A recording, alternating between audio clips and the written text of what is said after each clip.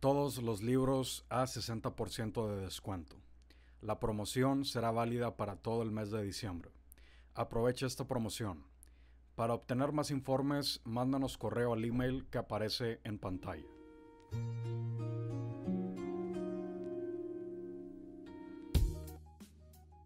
¿Qué tal, gente? Y bienvenidos a un nuevo podcast.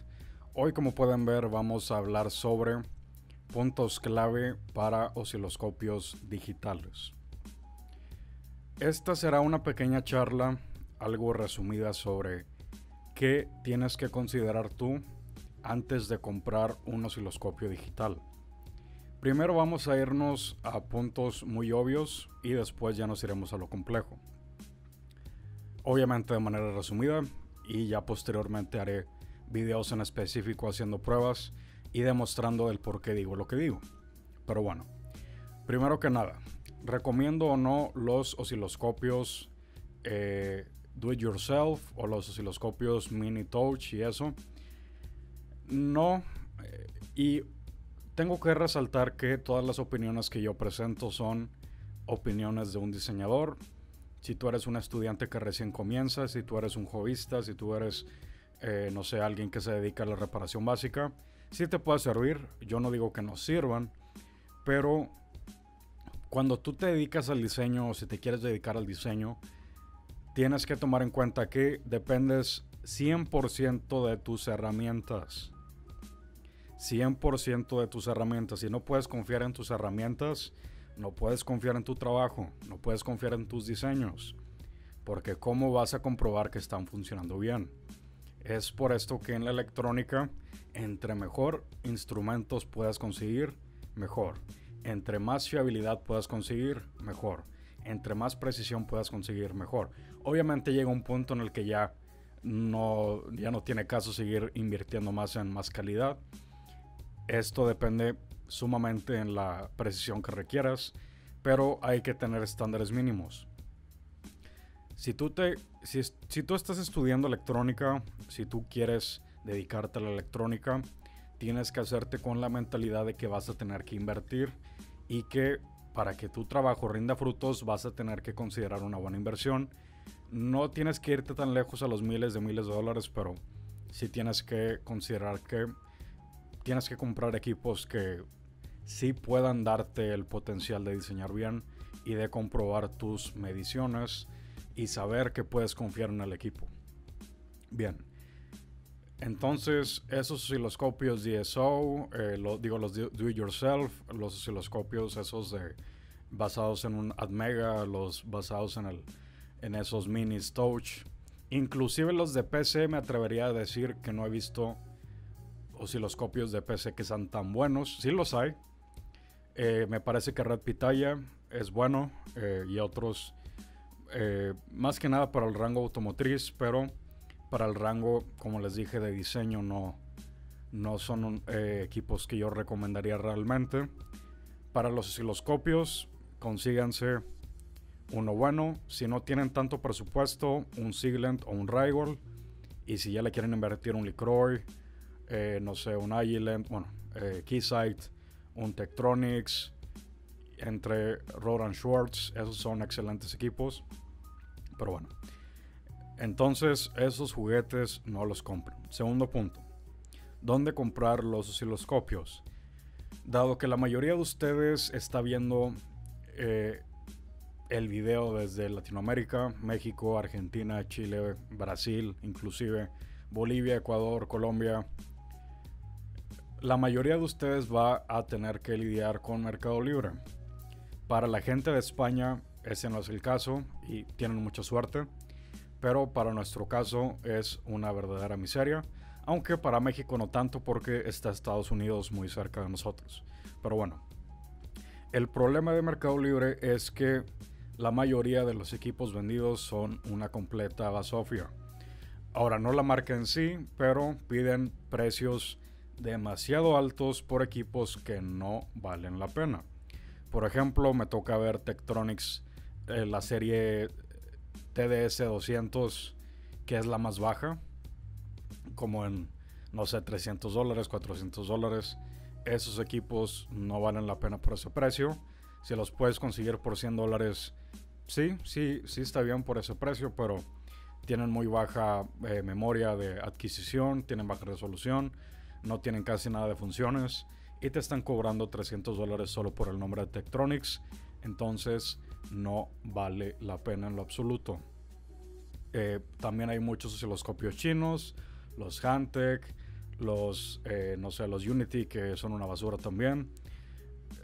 No hay tanto equipo. Me ha tocado ver en muy pocas ocasiones buenos deals, buenas ofertas de osciloscopios usados, sea la serie Infinity de Agilent, que son increíbles, sean otras series de Licroy, de Tektronix, que son buenas, pero eso fue en el pasado, tal vez en el año 2014, 2015. Esa ya no es la verdad ahora mismo. Ya no es común ver osciloscopios buenos por un precio razonable.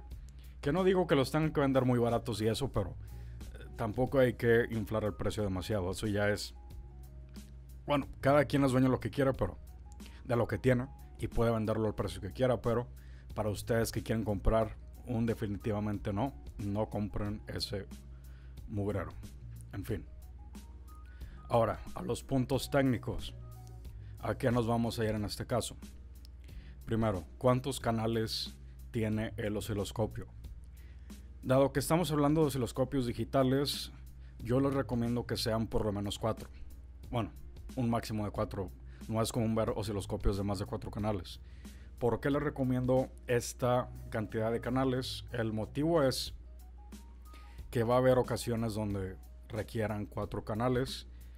Tal vez al hacer pruebas en una placa, tal vez al probar, por ejemplo, el protocolo SPI, que requieres por lo menos 4 canales. Ese tipo de cosas son las que te pueden dar la necesidad de eso. Ahora, bien podrías decir, pero Carlos, yo tengo otro osciloscopio, me compro de 2 canales, ya tengo 4 canales, y para las mediciones que yo necesite de 4 canales, pues las puedo hacer simultáneamente con 2 osciloscopios distintos. Y sí, el problema es que la base de tiempo no es igual, no tienes la referencia igual, las comparaciones son muy difíciles y hacer una medición de esa manera es muy compleja. Ese es el principal problema. Por eso les digo que 4 canales como mínimo, o bueno, como máximo, pero apunten a que sea de 4 canales. La segunda, el punto técnico es qué tantas funciones tiene. Los osciloscopios digitales viejos, a pesar de que las puedas comprar relativamente baratos, carecen de muchas funciones, o por lo menos de funciones con un grado de complejidad respetable. Por ejemplo, el FFT, las funciones matemáticas, el analizador lógico, funciones de trigger, qué tan bueno es el trigger, esto y lo otro. Los osciloscopios digitales nuevos, aún las gamas chinas de gama media, tienen este tipo de características, poseen este tipo de funciones que son respetables y que podemos implementar de manera sencilla en nuestras mediciones, mientras que los osciloscopios digitales viejos no cuentan con tantas funciones de trigger, por ejemplo, o matemáticas, o de FFT, o de esto y lo otro, y por el hecho de que en esa época los ASICs o los FPGAs, más que nada los ASICs, no tenían la capacidad de hacer eso, y ahora sí se puede.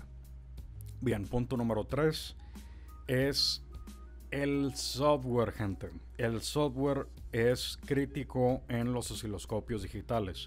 No importa qué tan bueno sea el hardware, no importa qué tanto te digan que sea de una DC de 9 bits o de 10 bits, o que tenga tantas tasa de actualización de muestras o de ondas de formas de onda, o lo que tú quieras. Si no tiene un buen software, no te va a servir. Este es un punto más complejo porque ya implica que tú busques en internet experiencias de usuarios, que tú veas qué tan responsivo es, si tiene glitches o no, si tiene bugs o no, o si los tiene, qué características son, a qué pertenecen, te va a afectar o no.